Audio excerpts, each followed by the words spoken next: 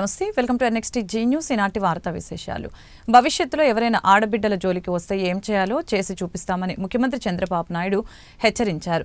దేశమంతా అధ్యయనం చేసి మహిళల భద్రతకి చట్టాలు చేశామని చెప్పారు. గురువారం శాసనసభలో సీఎం మాట్లాడారు. నేరస్తుల గుండెల్లో రైలు పరిగెత్తేలా లా అండ్ ఆర్డర్ ఉంటుందని స్పష్టం చేశారు. అలాగనే తల్లిని చెల్లిని దూషించిన గత సీఎం పట్టించుకోలేదని అన్నారు. షర్మిలపై వర్ర రవీందర్ రెడ్డి చేసిన పోస్టులు నా నోటితో నేను చెప్పలేను అని అన్నారు. అసెంబ్లీలో చర్చించడానికి కూడా వీల్లేని విధంగా పోస్టులు పెట్టారని చెప్పారు. అవినాష్ రెడ్డిపై కూడా కేసు పెట్టాలని షర్మిల చెబుతున్నారు. డిప్యూటీ సీఎం హోంమంత్రిపై కూడా అసభ్య పోస్టులు పెట్టారు. ఆడబిడ్డలపై ఇష్టానుసారంగా పోస్టులు పెట్టిస్తున్నారని ఆరోపించారు. గతంలో డ్రగ్స్కి వ్యతిరేకంగా పోరాడితే టీడీపీ కార్యాలయంపై దాడి చేశారని అన్నారు. రాష్ట్రంలో ఏ నేరం జరిగినా దాని వెనుక గంజాయి బ్యాచ్ ఉంటుందని చెప్పారు. ఇకపై భూ కబ్జాలకి పాల్పడితే జైలుకేనని అన్నారు. సోషల్ మీడియాలో చూస్తే వల్గారిటీ, అది చూస్తే బాధ. ఒకరిద్దరి పైన దిశ అందరిపైన ఇదే వార్తలు రాసే పరిస్థితికి వచ్చారు. అదే ఈ రోజు మీరు చూసినప్పుడు ఓసారి ఎంత బాధ వేస్తుందంటే,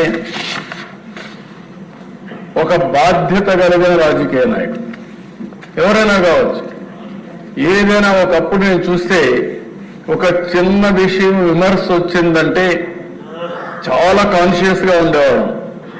పేపర్లో ఒక చిన్న ఆర్టికల్ వస్తే ఆ ఆర్టికల్ పైన మదన పడి ఇమ్మీడియట్ గా కౌంటర్ చేసి మనం డిసోసియేట్ అయ్యేవాళ్ళం. ఒకప్పుడు విషయం మీరు కూడా ఉన్నారు. నేను తెల్లవారితో నిద్ర లేసి రాష్ట్రంలో అన్ని న్యూస్ పేపర్లో వచ్చే ఆర్టికల్ చూసుకొని 6 గంటలకు సమీక్ష చేసి అక్కడి నుంచి అధికార యంత్రాంగాన్ని ఉరికి తెచ్చిన పరిస్థితి. దాంతో ఒక భయంగా ప్రతి ఒక్కరు పనిచేశారు. ఈ రోజు మనం చూస్తే సోషల్ మీడియా చూస్తే ఈ రోజు ఎవరిపైన ఏ ఆర్టికల్ వస్తుందో ఏ ఫోటో వస్తుందో చెప్పలేని పరిస్థితి. నిన్న కూడా చూస్తే ఒక మాజీ ముఖ్యమంత్రిగా పనిచేసిన వ్యక్తి ఏదైతే తన తల్లి పైన లేకుంటే సోదరి పైన ఆర్టికల్స్ పెట్టి డ్యామేజ్ చేస్తే వాళ్ళని సమర్థించే పరిస్థితికి వచ్చాడు. అంటే ఆ దిశ ఎవరైనా సరే మనం ఒక విషయం గుర్తుపెట్టుకోవాలి. ఎందుకు ఇలాంటి కఠినమైన చట్టాలు కావాలి, పోలీసు వ్యవస్థ కూడా కఠినంగా ఎందుకు యాక్ట్ చేయాలంటే ఇవన్నీ చూసినప్పుడు మనం గుర్తుపెట్టుకోవాల్సిన అవసరం ఉంది. ఒక వర్ర రవీందర్ రెడ్డి, నేను ఆ పేరు ఇక్కడ చెప్పక్కర్లేదు, కానీ నేరస్తుల పేరు కూడా చెప్పి భయపెట్టకపోతే ఇష్టానుసారంగా తయారయ్యే పరిస్థితి వస్తారు. కొన్నిసార్లు మనం కూడా చర్చించాల్సిన బాధ్యత కూడా ఉంది. అతని మీద వైఎస్ఆర్కు పుట్టిన బిడ్డ కాదు, వైఎస్ విజయమ్మ బిడ్డ మాత్రమే. ఇంకా ఉండేటి నేను చెప్పలేని అధ్యక్ష. ఏం చెప్పాలో నాకైతే అర్థం కాదు. అది నా నోటితో నేను చెప్పే విషయాలు కాదు. ఉచ్చరించడానికి కూడా ఈ అసెంబ్లీలో మంచిది కాదు ఎలాంటి ఆర్టికల్ అధ్యక్ష. టీడీపీ అధికారంలో ఉన్నప్పుడు మాత్రమే రాయలసీమ అభివృద్ధి చెందిందని మంత్రి నారా లోకేష్ అన్నారు. కర్నూలులో హైకోర్టు బెంచ్ ఏర్పాటు చేస్తామని ఎన్నికల ముందే హామీ ఇచ్చామని చెప్పారు. తీర్మానంతో పాటు వచ్చే ఏడాదిలోగా బెంచ్ ఏర్పాటు చేసేలా పనిచేస్తామని పేర్కొన్నారు. సాగు నీటితో పాటు ఇతర ప్రాజెక్టులన్నీ టీడీపీ ప్రభుత్వ హయాంలో వచ్చాయని మంత్రి తెలియజేశారు. చిత్తూరు, కడప కేంద్రంగా ఎలక్ట్రానిక్స్ పరిశ్రమలు వచ్చాయని అన్నారు. టీసీఎల్, ఫాక్స్కాన్ సంస్థలన్నీ కూడా రాయలసీమ ప్రాంతానికే వచ్చాయని వివరించారు. కేంద్ర ప్రభుత్వ సహకారంతో ఐఐటితో సహా వివిధ సంస్థలు ఏర్పాటైన విషయాన్ని గుర్తు చేశారు.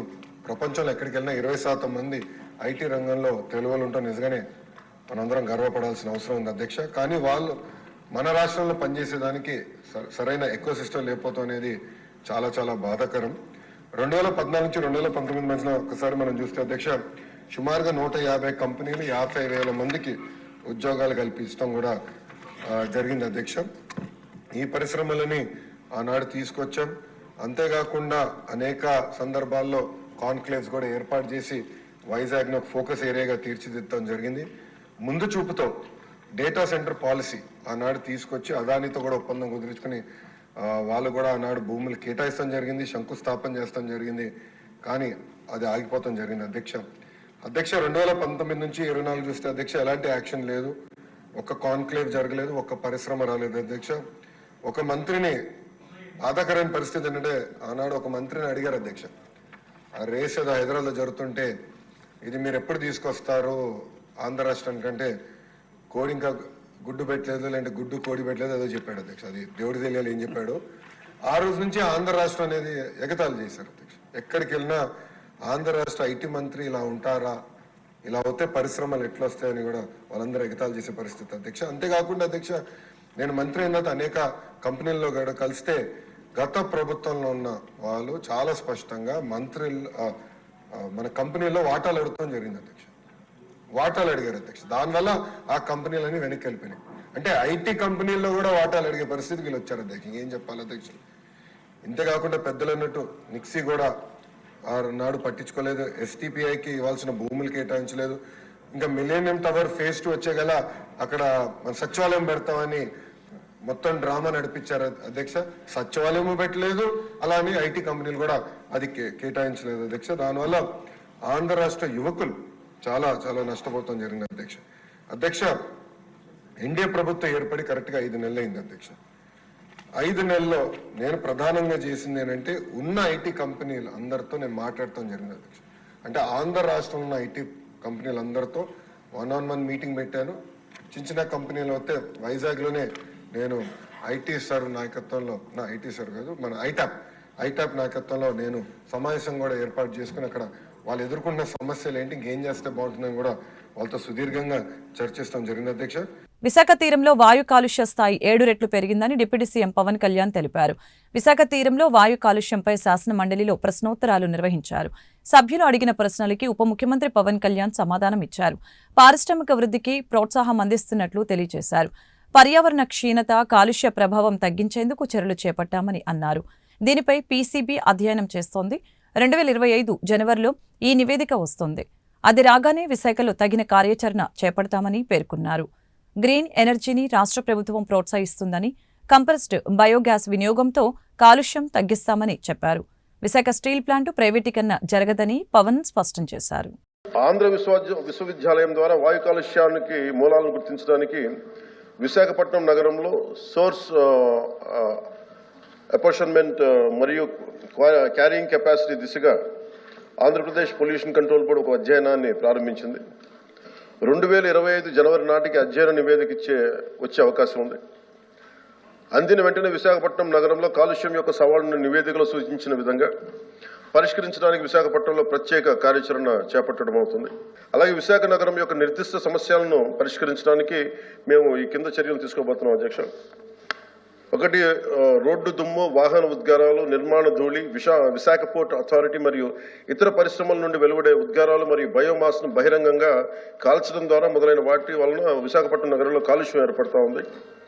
కాలుష్యానికి దోహదపడే ప్రధాన కారకాలు నిరోధించడానికి రాష్ట్ర స్థాయి మరియు జిల్లా స్థాయి కమిటీల ద్వారా నేషనల్ క్లీనర్ ప్రోగ్రాం కింద సిపిసిబి ఆమోదించిన కార్యాచరణ ప్రణాళికను అమలు చేయడానికి పరిశ్రమలు, పురపాలక మరియు పట్టణాభివృద్ధి, రవాణా, వ్యవసాయం మరియు పర్యావరణం, అడవులు, సైన్స్ అండ్ టెక్నాలజీ వంటి భాగస్వామ్య విభాగాలతోటి సమన్వయం చేసుకోవడం అవుతుంది. అలాగే భాగస్వాములు, స్వచ్ఛంద సంస్థలు, విద్యావేత్తలు, పర్యావరణ కార్యకర్తలు మరియు శాస్త్రవేత్తలతో సంప్రదింపులు జరిపి కమ్యూనిటీ సహాయంతో స్థానిక పరిష్కారాన్ని కనుగొంటాం. వాయు కాలుష్యాన్ని తగ్గించడానికి గ్రేటర్ విశాఖ మున్సిపల్ కార్పొరేషన్ 22 నుంచి 24 వరకు 19.15 కోట్లు ఖర్చు చేసింది. ఎన్సీఏపీ కింద కేంద్ర ప్రభుత్వం 129.25 కోట్లు విడుదల చేసిన గత ప్రభుత్వం నిధులు విడుదల చేయకపోవడంతో కాలుష్య నివారణలో పురోగతి కొంచెం మందగించింది. అయితే ఈ అవసరాన్ని బట్టి ఈ ప్రభుత్వం నిధులు విడుదల చేయడం జరుగుతుంది తెలియజేస్తాను. విశాఖపట్నం ఈ ఇండస్ట్రియల్ క్యాపిటల్ మనకి రాష్ట్రానికి. దీంట్లో ప్రత్యేకించి విశాఖపట్నం ఈశాన్య తీరంలో యారాడు కొండలు, సింహాచలం కొండలు, కైలాసగిరి కొండలు మధ్యలో ఉన్నాయి అధ్యక్ష ఇది విశాఖపట్నం. సో దీని స్థలాకృతి లక్షణం కారణంగా తరచుగా దీన్ని ఒక బౌల్ ఏరియా అని పిలుస్తారు. ఈ కొండల కారణంగా శీతాకాలంలో ఉష్ణోగ్రతలు తక్కువగా ఉండటం, పరిశ్రమల నుంచి ఉత్పన్నమయ్యే వాయు కాలుష్య కారకాలు వాతావరణంలో వ్యాపించకుండా భూమి ఉపరితలంపైనే ఉండిపోతున్నాయి. గత కొన్ని దశాబ్దాలుగా ఈ విశాఖపట్నం గణనీయమైన పారిశ్రామిక అభివృద్ధిని చవిచూసింది. ఇది పర్యావరణ మరియు కాలుష్య సమస్యలకి దారితీస్తుంది. సో దీన్ని ఒక చాలా ప్రత్యేకమైన ఒక ఫోకస్డ్గా చూడాలి అధ్యక్ష. ఇది సో ప్రత్యేకించి నేను ఈరోజు నా గౌరవ సభ్యులకి నేను మాటిస్తున్నాను.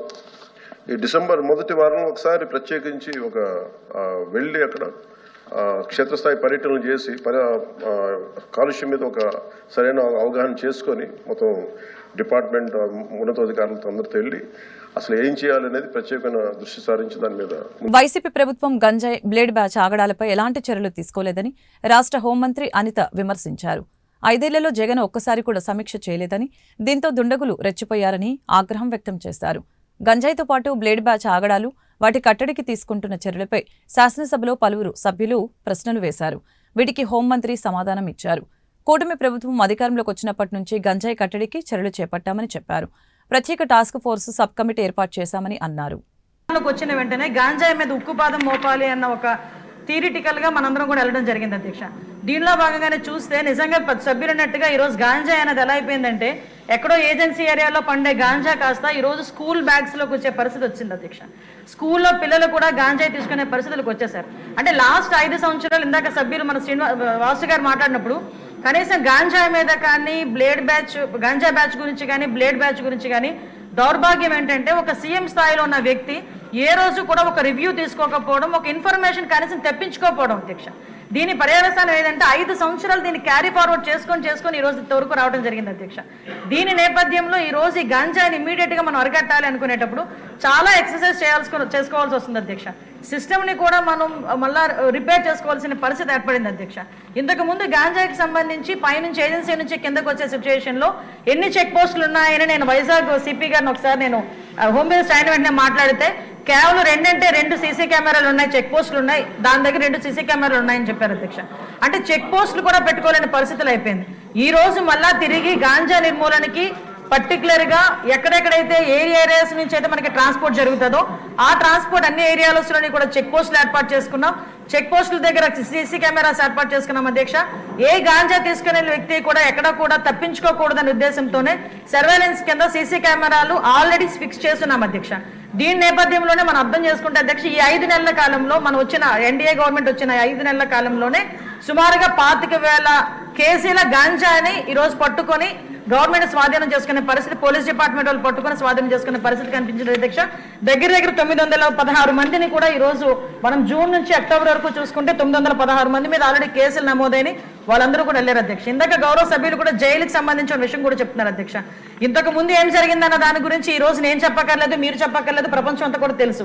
కానీ ఈ రోజు మేము వచ్చిన తర్వాత మా నిఘా యంత్రాలు ఎంత క్లియర్ గా పనిచేస్తున్నాయంటే ఎప్పుడు నుంచి జరుగుతుందో అర్థం కాదు. రాజమండ్రిలోని ఒక ఫార్మసిస్ట్ ఒక జైల్లో ఉన్న వ్యక్తికి గాంజా తీసుకెళ్లే పరిస్థితి నిన్న మొన్న కనిపిస్తే ఇమీడియట్ గా దాన్ని మా నిఘా యంత్రాలన్నీ కూడా పట్టుకొని అతన్ని కూడా అరెస్ట్ చేసి జైలుకు పంపించిన పరిస్థితి. మీరు అన్నట్టుగానే ఎక్కువ ఏజెన్సీ ఏరియాలోని చిన్న పిల్లలు దీనికి ఎడిక్ట్ అయిపోయే పరిస్థితి కనిపిస్తుంది అధ్యక్ష.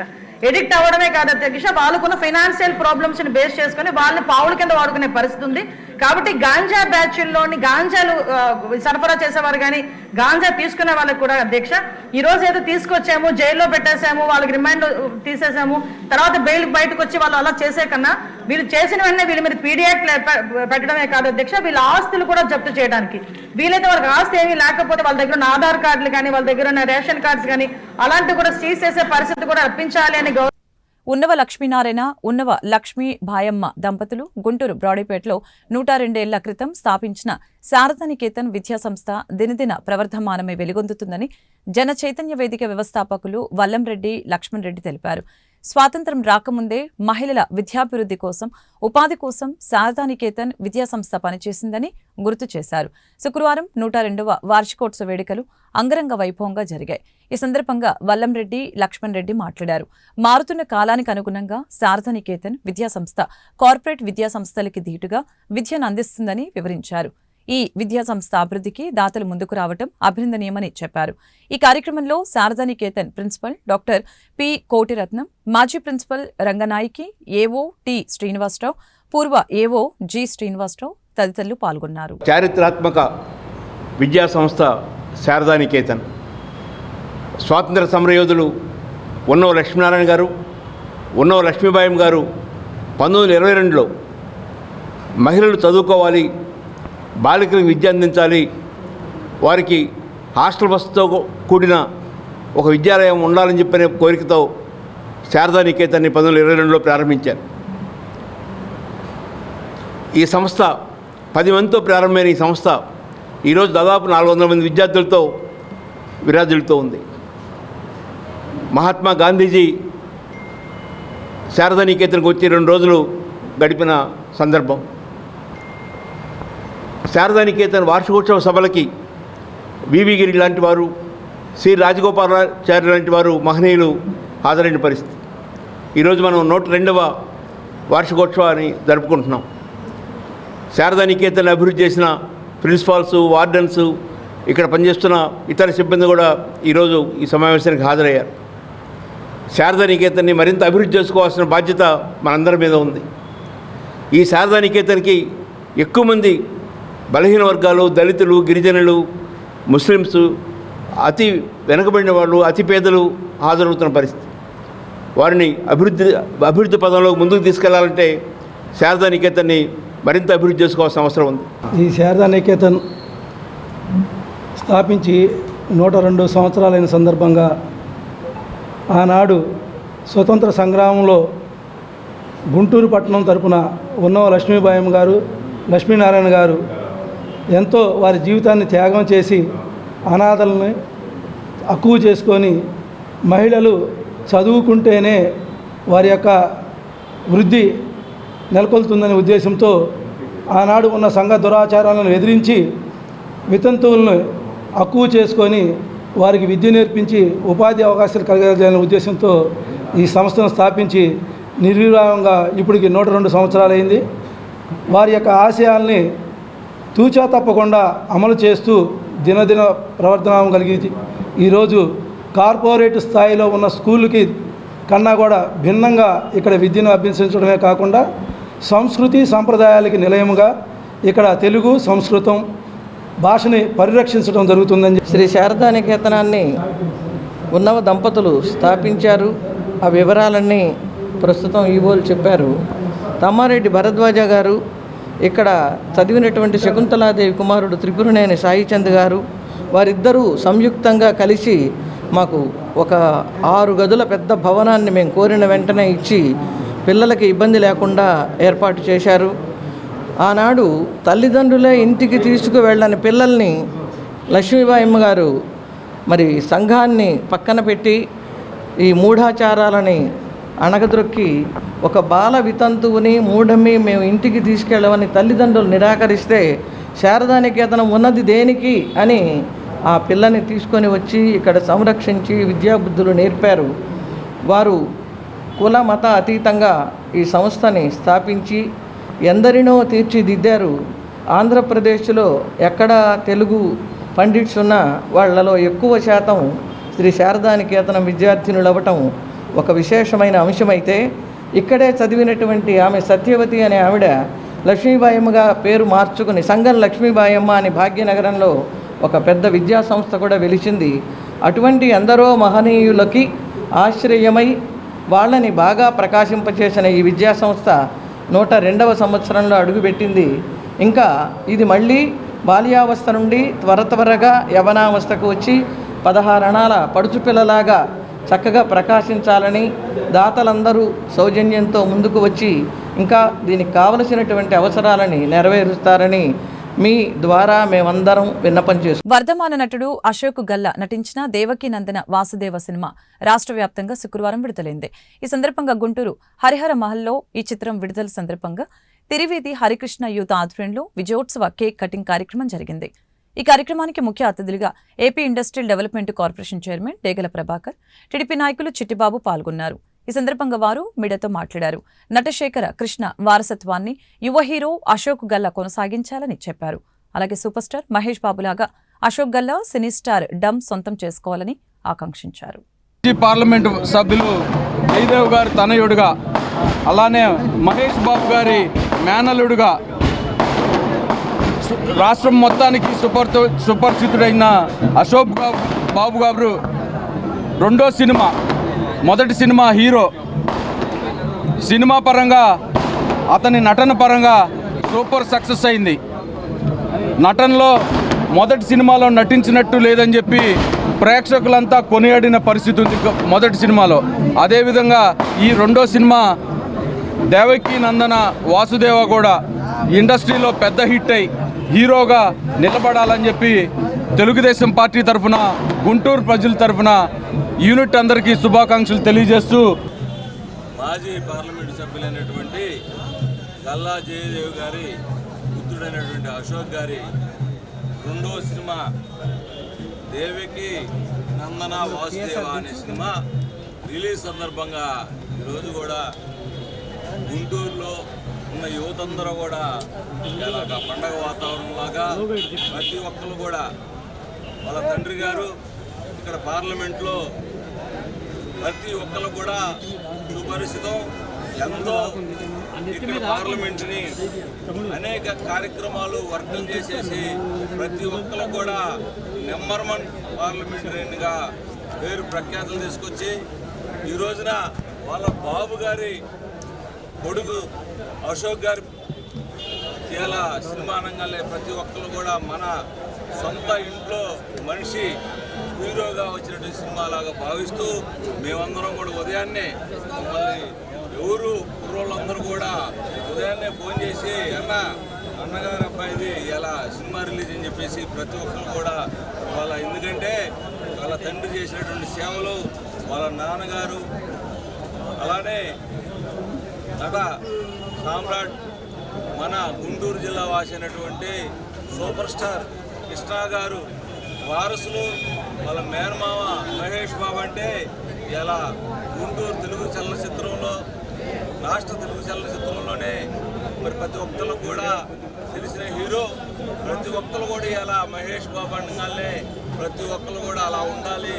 ఆయన అందం కానీ ఆయన నటన కానీ ప్రతి ఒక్కరు కూడా వారసత్వంగా మరి ఇతను అశోక్ బాబు గారు ఇవాళ మన ముందుకు తీసుకొస్తున్నటువంటి అశోక్ బాబు గారు ఇవాళ మా అందరూ కూడా చాలా ఆనందదాయకంగా మరి హీరోగా ఎదగాలని చెప్పేసి అలానే హీరో సినిమా ద్వారా సుపరిచితమై మొదటి సినిమాలోనే అతని యొక్క నటన అనేది వారసత్వంగా ఎలా ఉంటుందని చెప్పేసి మరి పరిచయం చేసుకొని ప్రతి ఒక్కరు కూడా హీరో అంటే భవిష్యత్తు ఉన్న హీరో అని అశోక్ బాబు గారిని కొనియాడడం జరిగింది.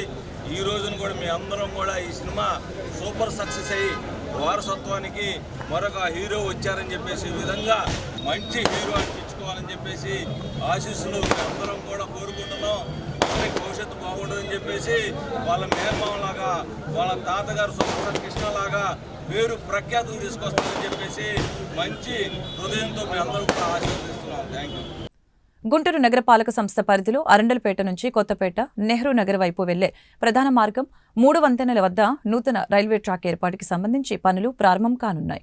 ఈ నేపథ్యంలో ఈ నెల 25వ తేదీ నుంచి 2 నెలల పాటు ఈ మార్గంలో రాకపోకలు నిలిపివేయనున్నట్లు గుంటూరు నగర కమిషనర్ పులి శ్రీనివాసులు తెలిపారు. గురువారం జీఎంసీ కౌన్సిల్ మీటింగ్ హాల్లో రైల్వే, ట్రాఫిక్, ఆర్ఎన్బి అధికారులతో నగర కమిషనర్ సమావేశాన్ని నిర్వహించారు. ఈ మేరకు పులి శ్రీనివాసులు మాట్లాడారు. నూతన రైల్వే ట్రాక్ ఎక్స్టెన్షన్ ఉన్నందువలన ఈ మార్గం 2 నెలల పాటు అందుబాటులో ఉండదని తెలియజేశారు. ప్రజలు నెహ్రూనగర్ గేట్, శంకర్ విలాస వంతెన వైపు నుంచి కొత్తపేట వెళ్లాలని చెప్పారు. ఈ సమావేశంలో GMC SE Nagamalleswararao, CP Rambabu, RNB DEE Chinnaiah, పశ్చిమ traffic CI Singaiah, railway ADN Jaganmohan Rao తదితరులు పాల్గొన్నారు. వైసీపీ అధినేత మాజీ ముఖ్యమంత్రి జగన్ సాగించిన దోపిడీ ఏపీ నుంచే అమెరికా వరకు సాగిందని మాజీ మంత్రి డొక్క మాణిక్యవర్ ప్రసాద్ ఆరోపించారు. పారిశ్రామిక దిగ్గజం ఆదానీతో జగన్ సాగించిన అక్రమ డీల్ బయటపడిందని చెప్పారు. ఈ దోపిడీపై కేంద్ర ప్రభుత్వం స్పందించాలని అన్నారు. గుంటూరులో ఆయన మీడియాతో మాట్లాడుతూ జగన్ స్కీముల పేరుతో స్కామ్లు చేశారని ఆరోపించారు. ఆర్థిక నేరాలకు పాల్పడిన జగన్పై చట్ట ప్రకారం చర్యలు తీసుకోవాలని కేంద్ర ప్రభుత్వానికి విజ్ఞప్తి చేశారు. ఆయనపై గతంలోనే 12 కేసులు ఉన్నాయని, ఇంతవరకు ఎందుకు విచారణ జరపలేదని నిలదీశారు. అమెరికా జస్టిస్ డిపార్ట్మెంటే ఈ అదానీ గ్రూపులో జగన్ ఎలా ఆపరేట్ చేశాడు, ఎలా 1750 కోట్ల రూపాయలు ఏ విధంగా కొట్టేశాడు అన్న విషయాన్ని ఈరోజు ప్రపంచం నిర్వహిపోతూ ఉంది. అంటే ఆంధ్రప్రదేశ్లో, భారతదేశంలో ఆంధ్రప్రదేశ్లో ఒక ముఖ్యమంత్రిగా ఉండి ఇంత ధైర్యంగా ఒక సింగిల్ డీల్లో 1750 కోట్లు కొట్టాడంటే అందరం ఆశ్చర్యపోతున్నారు. పెద్ద పెద్ద దేశాధ్యక్షులు కూడా ఆశ్చర్యపోతూ ఉన్నారు. ఇంకొక కొన్ని దేశాలు అయితే ఇలాంటి వాటికి మరణశిక్షలు ఉంటాయి. మరి మనది ప్రజాస్వామ్య దేశం కాబట్టి ఇంకా ఛార్జ్షీటు ఇంకా ఇది ప్రొసీజర్ నడుస్తూ ఉంది. అమెరికా కోర్టు అయితే ఆశ్చర్యపోతూ ఉంది.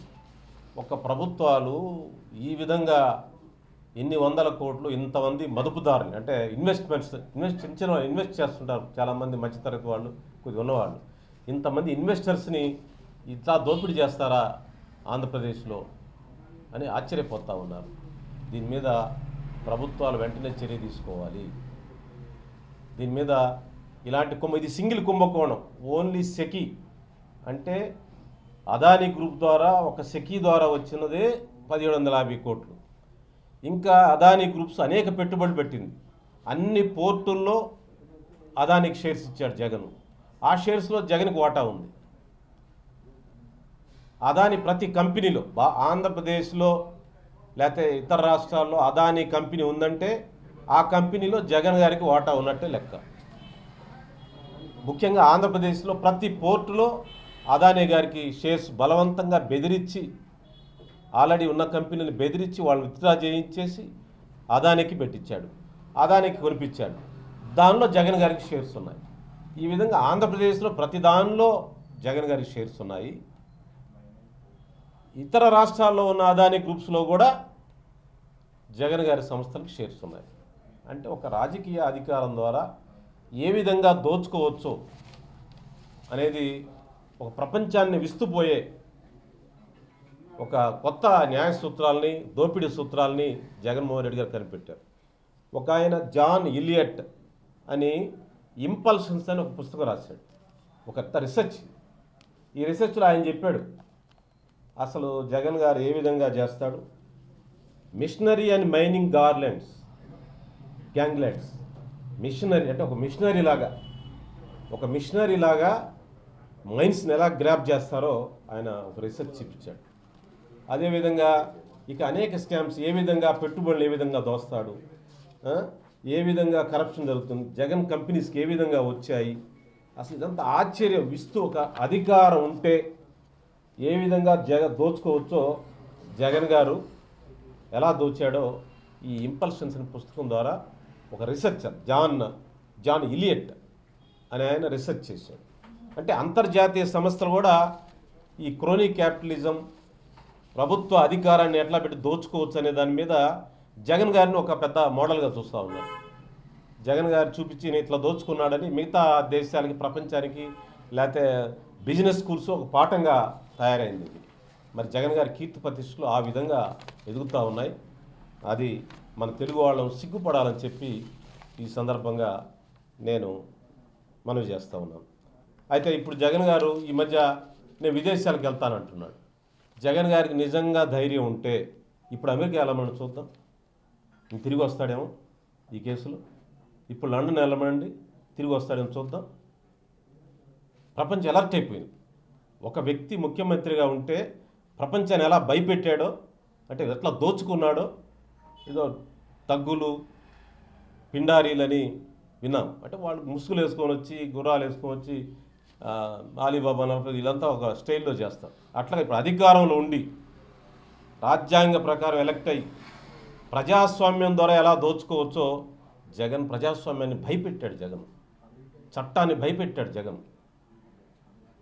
ఇంత బరితెగించిన తనం ప్రపంచంలో బహుశా ఏ రాజకీయ నాయకులు ఉందో లేదో నాకు తెలియదు. ప్రజాస్వామ్య దేశాలు ఉంటే ఎక్కడన్నా నియంతృత్వ దేశాలు ఉందో నాకు తెలియదు. ప్రజాస్వామ్య దేశాల్లో ఈ బరితెగింపు ఈ ధైర్యం ఎక్కడా లేదు.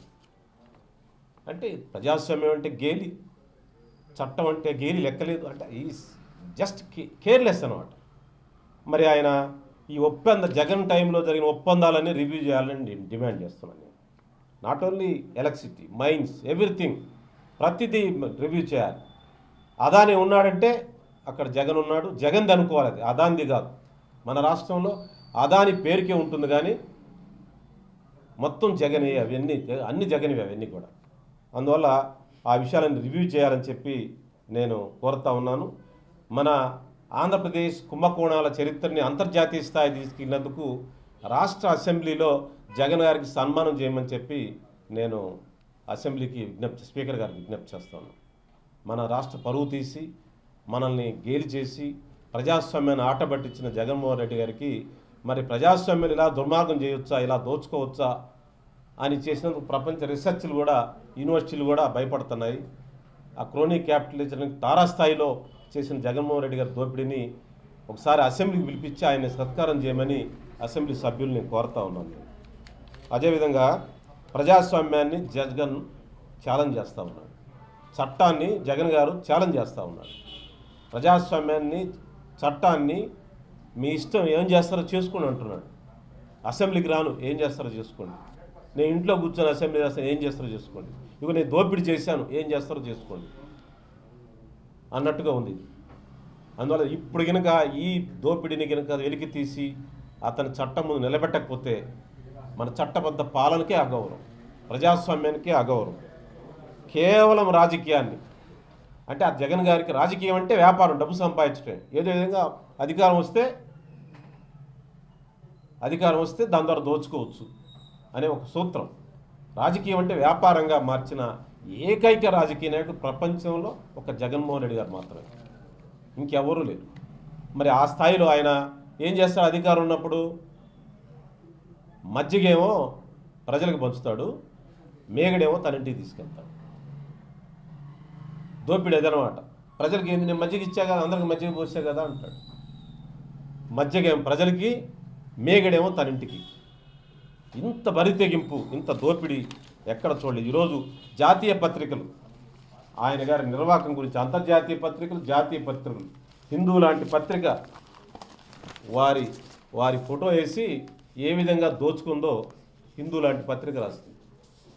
ఇది వాళ్ళు రాసామంటే వాళ్ళు అంతర్జాతీయ కోర్టులో వేసిన, న్యూయార్క్ కోర్టులో వేసిన ఛార్జ్షీట్లో ఇవన్నీ ఉన్నాయి.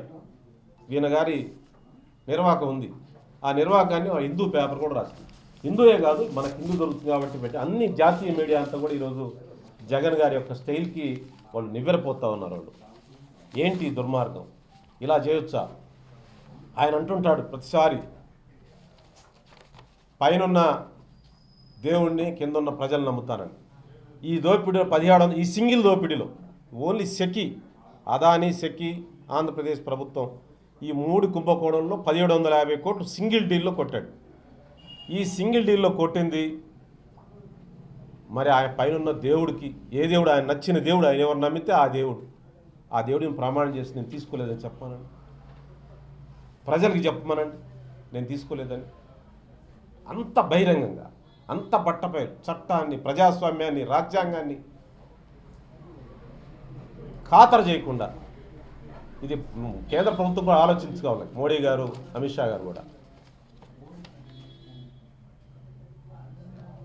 వాళ్ళు ఎందుకు వీళ్ళు ఇలాంటి దుర్మార్గాన్ని 100 కోట్లు పాపం కవిత కేజ్రీవాల్ ఉన్నాడంటే 100 కోట్లు తీసుకెళ్ళి వాళ్ళని 5-6 నెలలు జైల్లో పెట్టారు మీరు. మరి 1750 కోట్లు ఒక సింగిల్ డీల్లో, ఒక్క ట్రాన్సాక్షన్ ఇది. ఇలాంటివి చాలా ఉన్నాయి. ఇన్ని వేల కోట్లు దోస్తే అతని ధైర్యం ఏంటి? ఎవరో దీని వెనక కేంద్రంలో అధికారులు ఎవరో ఉన్నారు. ఈ వార్తలు ఇంతటితో సమాప్తం. మరొక బులెటిన్లో మళ్ళీ కలుద్దాం. నమస్కారం.